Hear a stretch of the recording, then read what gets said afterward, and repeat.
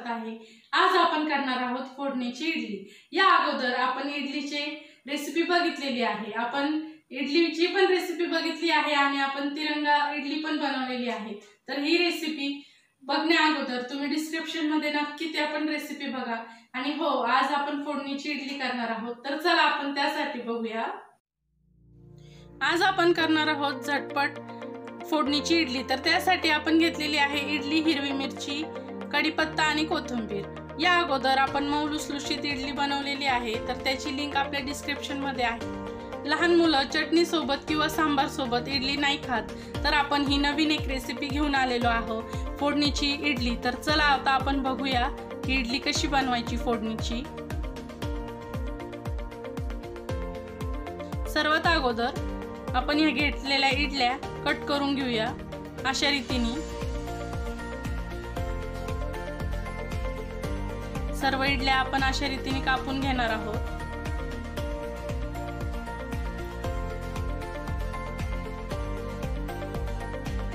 झटपट आणि लवकरात लवकर होणारी आहे आणि लहान मुलांना खूप खूप आवडेल, तर तुम्ही नक्की ट्राय करा। लहान आणि मोठे सर्वच आवडीने खातील अशी खूप सुंदर भन्नाट अशी आपण